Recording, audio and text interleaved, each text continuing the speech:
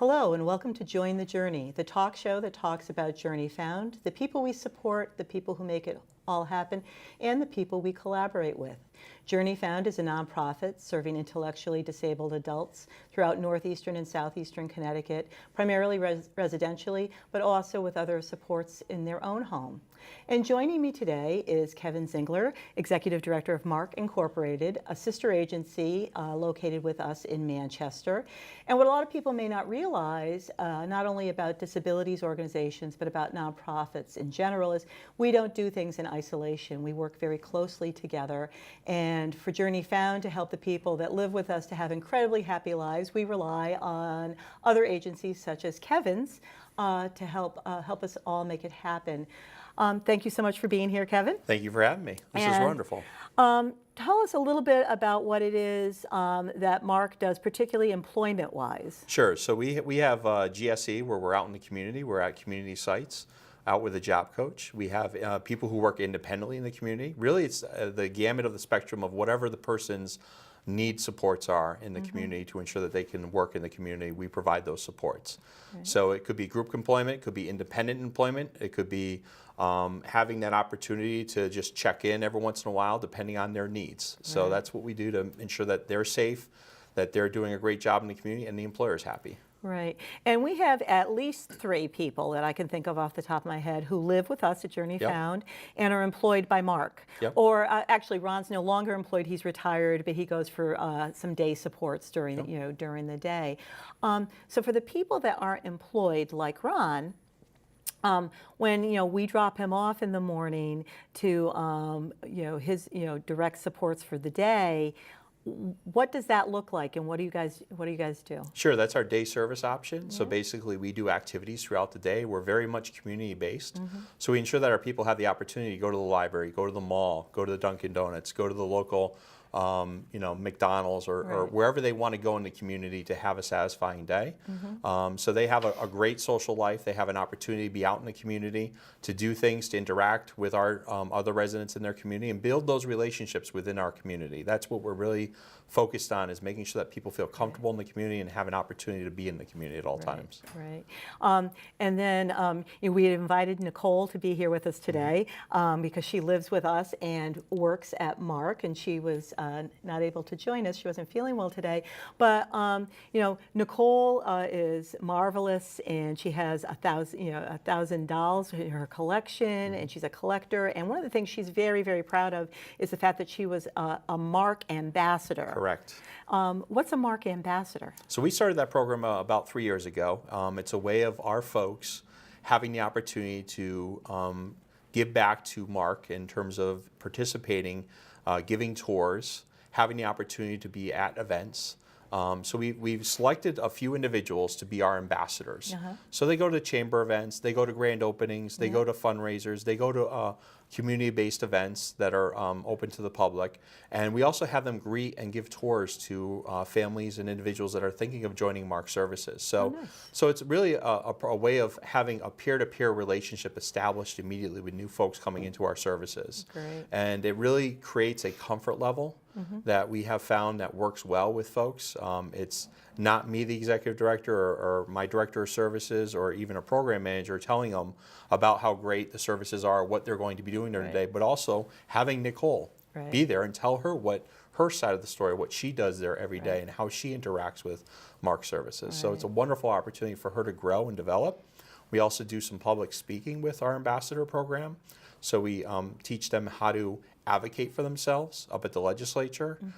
We have them participate in testimony if they want to do that at the Connecticut General Assembly. So it's a really of giving a way of having their voice heard, and it's their voice that we listen to at all times at MARC. Sure.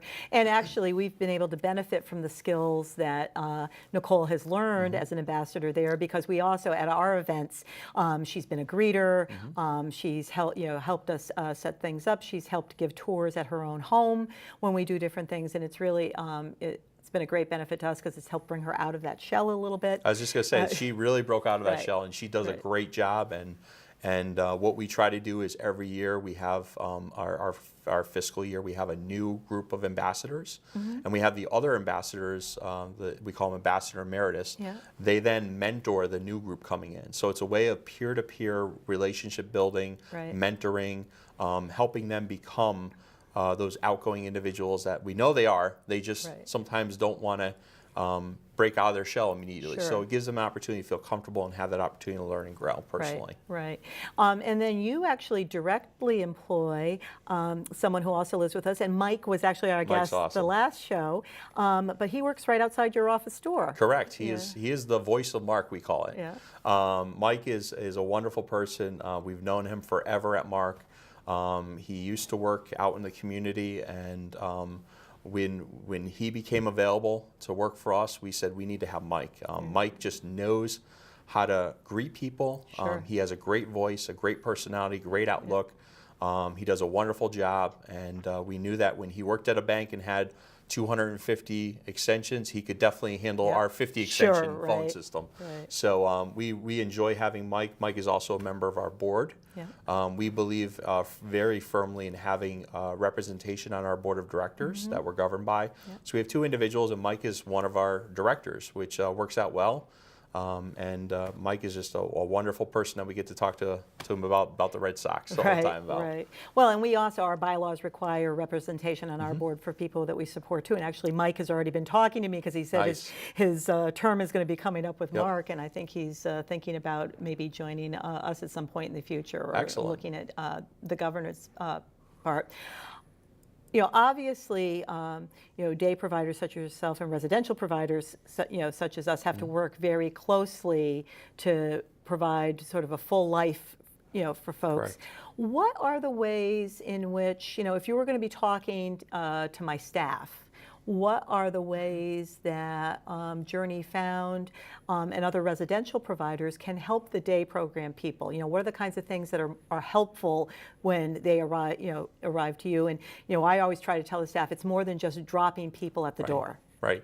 It's really building that relationship, and it's the communication between both organizations, and we do it very well with Journey Found and all of our other organizations that we partner with.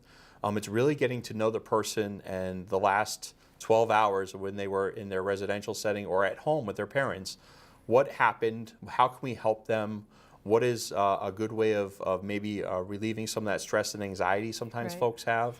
How do we have that continuity of care when people come in? It's just not like a school district where you drop someone off in the parking lot and they walk through the front door. It's really that relationship and that communication between our staff and the individual department that those folks are going to be in, or out in the community, so we can understand how to best support that individual at all Right. times. And I think that's something that we really Sure. excel at with partner organizations like yourselves in terms of ensuring that communication flows, and it's a really a collaborative approach of Right. a 360, 224/7 care of support, continuum of care. Right.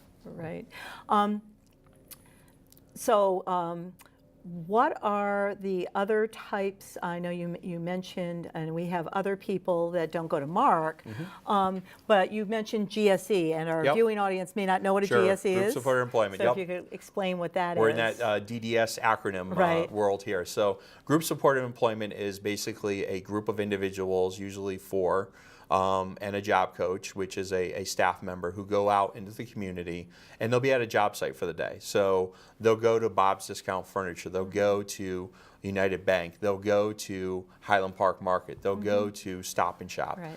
and they'll work in the community. And our job coach is there to ensure that the job is being done as a resource to not only the employer but the employee or the person served, to ensure that they're doing the job to the standards of the employee or Right. employer, and also what the employee wants to obtain through their employment. So it's a really win partnership. The job coach model has been around for many years. We actually were one of the first organizations to really coin that phrase and Right. to get it going back in the 80s. And it's a great model that provides that right level of support to ensure that people can be as independent as possible at their job site. But there's always a resource there if they need it. Right. And as folks progress, and if they don't need a group supported employment, then they have individual supportive employment, ISE, which is another acronym through Sure. DDS. And we have folks who can take the bus, have access to public transportation, who can, get out of bed, make their own breakfast, get dressed, and go to work on public transportation. So we may just need to check up on those folks on a weekly or hourly basis, depending on what the needs are of that individual with the employer.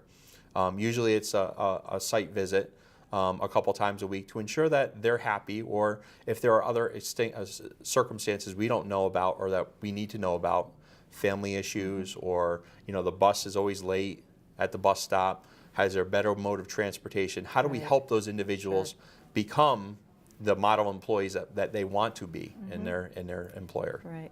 And for the viewers at home, DDS is the Department of Developmental Services, and they're the primary state funding agency for both Journey Found and Kevin's organization. Journey Found no longer does any group employment, but we do a lot. What we do is a very small employment and day program, everybody who needs one-to-one services with a job coach, and they're either pre-vocational because they're not ready for programs like yours yet, or they haven't been able to be successful in a traditional day setting, and working with that. And a big initiative of the state has been real work for real pay. I know that we've never applied for a wage waiver at Journey Found. All the people that we employ are paid minimum wage.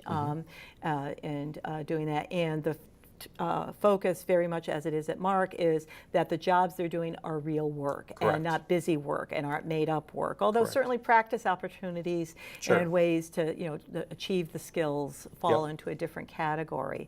I think also, too, that people don't realize, and they think that, gee, there's an awful lot of agencies out there that are working with people with intellectual disabilities. Why are there so many? And Journey Found, our claim to fame is we're primarily residential. We take people who have a lot of challenging behaviors and help them be incredibly successful, and do a very small day support kind of piece. And MARC is similar to us. You also do residential, but that's a smaller piece of what you do. And I think some of the people that you support are different than our folks in a lot of ways. You want to talk about sort of like how MARC's different from Journey Found? Well, it all depends on their level of need. Each person, if you're unaware, for the viewership, is assigned a level of need, basically how much hours of supports or how many, what their need of supports are. And they get a rating system, so 1 to 8 in terms of the lawn. I don't want to focus on that because people with disabilities, they're great. They have skills no matter what their lawn is, and they can contribute to the world and society. So we look beyond that, but we really want to make sure that they're in safe environments and that they're happy and leading productive lives.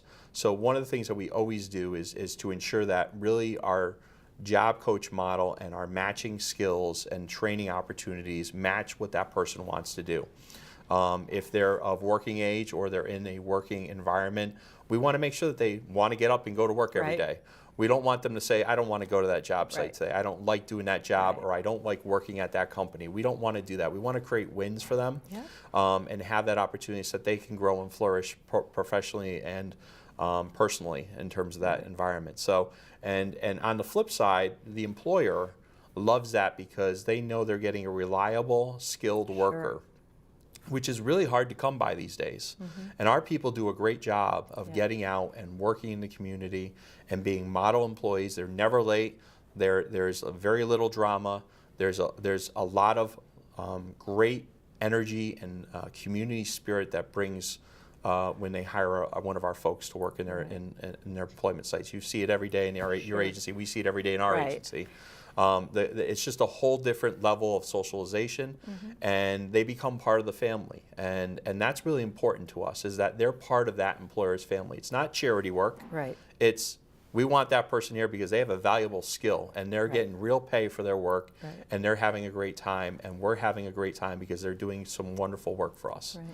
Well, and that's sort of what makes the relationship and the marriage between Journey Found and MARC, for those folks that we jointly support, work so well, because Journey Found is totally committed to person-centered practices, that people live lives of their own choosing, and our mission is to enable them to become all they're capable of being. Not some, not part, not what you say they can be, not what I say they can be, but all that they can be, and that they have all the same rights, opportunities, and chances to live their lives just like you and I do. Yep.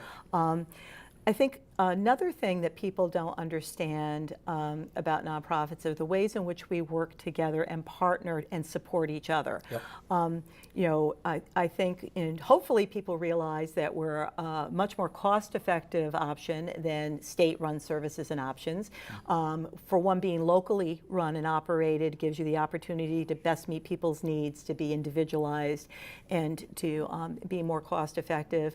But you know, the ways in which we partner, you know, Kevin and I have partnered and we share training, we share resources, we talk on a regular basis and problem solve. How can we do things together?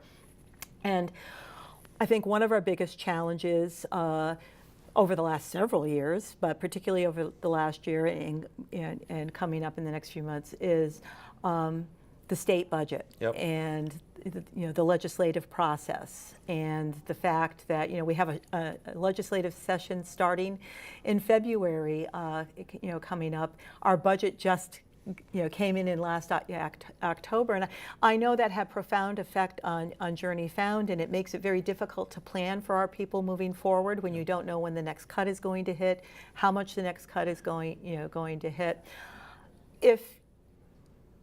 If our legislators are watching this program, what would be some of the key points you would want them to hear from you?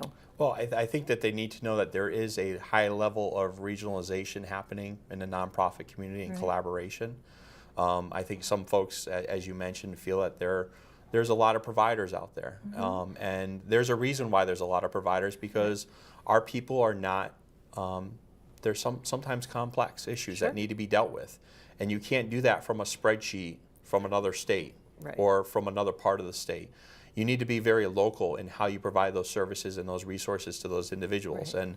and really tap in on the local community to help that individual. So in terms of your cost effectiveness, you know, studies have shown time and time again that the private sector is more efficient than mm-hmm. state-run services. Right. And the quality of care is just as good. Right. And that's important because, you know, as these resources dwindle more and more, we're going to be looking at ways of how do we collaborate more and more to provide these services, because right. we can't just shut down a program.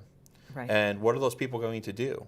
And what is the ripple effect that you've created by shutting down that program? You know, if that person doesn't have a job in the community, then they're going to need more assistance residentially, or they're going to need more assistance during the day. So right. how do you balance that need? And I understand that state resources are very finite. Yep. I understand that the legislature is doing everything it can to fund services, but we're really here to say that we've seen people flourish and grow right. and become independent and give back to their community in terms of economic growth. I mean, right. imagine the economic growth that our folks provide the community when they're out at the movies. Right. They're out at the local grocery store. They're out at the local restaurant. They're just like anyone else in their community. And that's really, I think, the best part of our jobs, is that we get to see people grow and flourish. Right. And how do we become a part of that process? Right. Well, and they're consumers. Our people are adults. They consume good, you know, goods and services. They're spending their money that they earn at work. Mm-hmm. You know, they, as individuals, they pay taxes. They pay sales tax. I have two people that run their own businesses mm-hmm. And do that on a small scale. And also, and you're exactly right. When if we undercut things to our folks too much, it's cost shifting, not cost saving. Right, exactly. And also, we've made a lifetime commitment to our folks. When they yep. come to Journey Found, we expect that we will serve them for the rest of their lifetime. Yep. And will that change over time? And will we grow and change together? Yes. But they're living with us. Right. And so if you give me a 10% cut, I can't shut down a group home for part of a day every day. Right. That's not going to happen. The people are there, and our contracts require us, and that's something maybe the viewing audience doesn't know. Our state contracts require us to keep people until alternatives can be made, regardless of what money's coming through the doors. Right. So, it really puts a hardship on the providers. The other thing. And Journey Found at this point is about 300 employees. How many is MARC? We have about 240. Right. So we're also a workforce. A big part of the workforce. We're large mm-hmm. local employers and voters. the nonprofit sector and particularly the intellectual disability sector is a large voting and working force. And half throughout of the our state. workforce is part-time, just Right. which is pretty normal throughout the nonprofit community because of our residential services, Right. and so much so for you guys too. Right, and a portion of relief care. Yep. In doing those pieces, and I think another fallacy out there is that we compete. Right, which isn't the case. Well, one, you and I happen to do fairly different things within Right. the same community, so it's serving different needs of the same population, but there's no lack of need. There's a waiting list in this state for Right. people with intellectual disabilities. There are always people aging out of school services, so it's not like there isn't enough business to go around. Sure. And part of, in the intellectual disabilities world, choice is so key. Choice in what they do every day, and choice in the families of where their loved ones get services, if indeed the person with the disability can't make those decisions all on their own. And I really think it's a value added that, if I'm the mom of somebody with a disability, they can go and talk to you at MARC. They can go and come and talk to me and my staff at Journey Found and choose the best options for them and their loved one. We always encourage people as they're, we call it shopping. I mean, that's really what it comes down to, is they have the opportunity to explore what options are in the community for them and really what is the best fit for them. Sure. And if we're not the great fit for them, fine. But if we are, then we welcome them into our family. I mean, really, it's a family atmosphere. But we want to encourage that person to make the right decision for their individual situation. It's really what's best for them and their family. Right. We want them to be comfortable. We want them to know that they're in a safe environment. They're having a productive day. They're employed in the community. They're working in the community. They're